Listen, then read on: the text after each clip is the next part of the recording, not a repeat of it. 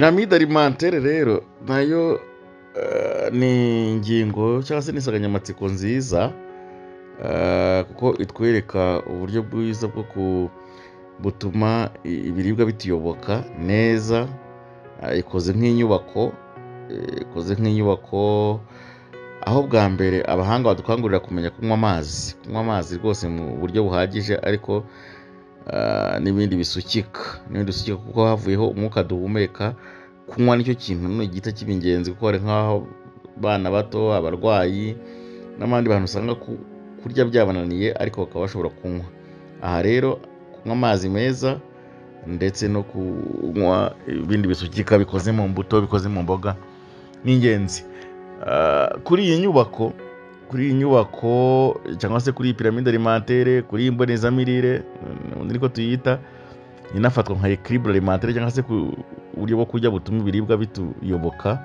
Bwa mbere habanza ibintu bishobora kubonekamo isukari nyinshi, hydrate de carbone, ni ibinyampeke rero, ni ibinyabijumba, ariko ubundi hakaba n'imbuto nyinshi. Akenshi ibi nabyo bibonekamo ibitera imbaraga ku buryo buhagije, biba birimo isukari ihagije, carbohydrate cyangwa se hydrate de carbone. Aho ni ku mutambiko wa mbere. Umutambiko wa kabiri tuba dukeneye nanone ibirimo poroteyine kugira ngo umubiri wacu ubashe kwisana igihe hari ibyaturemereye. Bisanga rero mu binyamisogwe cyangwa se ibyo twita legume seke, aho twavuga nka soya, twavuga lentille, twavuga ibishyimbo. Hanyuma nanone tukasanga iyo poroteyine mu binyamavuta cyangwa se fruits secs, oléagineux, twavuga nk'ubunyobwa, twavuga sesame, ndetse hakaboneka n'ibindi birimo nk'indagara. Aha harimo poroteyine zihagije. Hanyuma bwa gatatu tuba dukeneye irimo vitamine nyinshi, birimo nk'imboga n'imbuto. Cyane imboga haba harimo amavitamine menshi, ndetse habonekamo n'ibindi bintu by'ingenzi twita element phytochimique bigenewe gutuma umubiri wacu ubasha gukubura imyanda yatugwiriyemo, ndetse hakaba harimo n'ibyo twita fibre végétale bibasha gutuma umuntu abasha kwituma neza. Umutambiko ukurikiyeho uba ugizwe n'amavuta akomoka ku bimera, abisangwa agwiriyemo ibinure byiza ariko umubiri wacu ukeneye bitagora, nk'ibyo twita acide gras essentiel, bikaba ari ingenzi. Nk'usangamo za omega 3 bishobora gutuma umubiri wacu nabwo urushaho kugenda wisana kandi ukaba neza. Umutambiko ukurikiyeho ubahomo amata ni meza, hanyuma inyama n'amagi.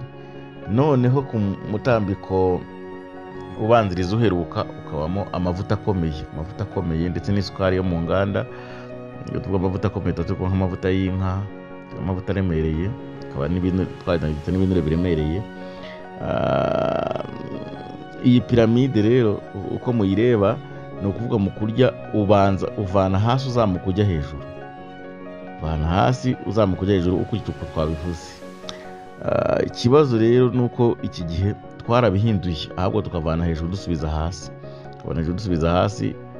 Ameza menshi usanga ariho ibyo kurya, usanga dushaka guhera ku nyama, duhere ku mata, duhere ku magi, duhere kuri ayo mafiriti. Aha rero icyo muzavanamo muracyumva. Twavuga ko kuri iyi piramide nanone ibirungo nk'umunyu n'ibindi birungo ni byiza nabyo kubyitondera, bigakoreshwa gakeya gashoboka. Icyakora tukagira none nk'ibindi biribwa, tutabona ibiribwa by'inyongera birimo nk'indimu, tungurusumu n'ibindi. Ibi nabyo abahanga bavuba bagenda bagaragaza ko byaba ingenzi, nabyo bigiye byunganira n'ubu buryo bw'ibiribwa busanzwe kugira ngo abantu babashe kubaho neza. Kugira ngo rero ibi tuvuga bibashe gushyirwa mu bikorwa hirya no hino, twashyizeho gahunda yo kubikora tubikoreye mu matsinda, maze dushyiraho strategy igizwe n'imiyoboro itandatu. Umuyoboro wa mbere tuwita gutanga ibyigisho by'imbonezamirire, gutanga nyine ibyigisho by'imbonezamirire nk'uko maze kubivuga. Hanyuma bwa kabiri, umuyoboro wa kabiri tuwita gutoranya ibihingwa birwanya imirire mibi yombi, apana ya mirire mibi uko abantu bayimenyereye, imirire mibi twagiye nk'aho tuyita bwake gusa, cyangwa kwa kundi usanga nk'abagore batwite bagize anemi cyangwa abana bari munsi y'imyaka 5 barwaye bwake. Oya, ntabwo ari ibyo, ahubwo turavuga ko imirire mibi nanone izamo n'aba bandi babyibushye bakarenza urugero kubera ko batakurikije iyi equilibre alimentaire cyangwa se izi za pyramide alimentaire. Ubwo rero uburyo bwa kabiri, umuyoboro wa kabiri wa channel ya kabiri dukoresha kugira ngo turwanye izi ndwara, turwanye uburyo bw'imirire mibi, harimo no kugerageza gutoranya ibihingwa birwanya iyi mirire mibi yombi. Uburyo bwa gatatu ni ukugerageza gukora imirima y'igikoni y'icyitegererezo, aho hirya no hino tugerageza kubasangaho muri ngo dukore imirima y'igikoni y'icyitegererezo kandi tubashe guteraho ibihingwa bishobora gufasha. Uburyo bwa kane ni ugukwirakwiza umushinga w'ibihumyo. Iki gihingwa cy'ibihumyo ntabwo gisanzwe dukurikije intungamubiri tubonamo, kandi kikaba kidafite bya bindi bishobora kwangiza umubiri cyangwa se bigatera ya mirire mibi y'uburyo bwa kabiri, kuko ntabwo ushobora kugisangamo sodium. Ya sodium iba mu magi, ntabwo wagisangamo cholesterol LDL usanga mu nyama, nta no mu mata. Igihumyo kikaba gikize kuri za vitamine nyinshi. Dufite rero iyi campaign yo kugerageza kugikwirakwiza kugira ngo kibashe gufasha abantu. Uburyo rero bukurikiyeho nanone ni ukugerageza gutanga ubumenyi bwo gutegura amafunguro mu buryo butandukanye. Ni ngombwa kuko hariho nk'aho usanga abana barya imyumbati bakumva ntibashimishije, ariko uyikozemo utundi tuntu duteguye neza usanga byabagirira akamaro. Soya udashobora kuzikoresha, ariko amata ya soya, hanyuma tofu ugasanga ni byiza.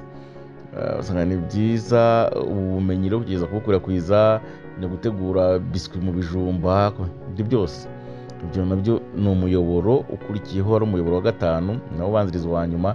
Hanyuma umuyoboro wa 6 ari nawo ukomeye uri muri iyi strategy, ukaba ari gushyiraho za karabu zishinzwe iki gikorwa, aho tugenda dutoranya nk'urubyiruko, abadamu, tukaganira tukabamenyereza iyi package iri muri bigize pyramide alimentaire, none tukagerageza gushaka uko twabasha gukomeza gukwirakwiza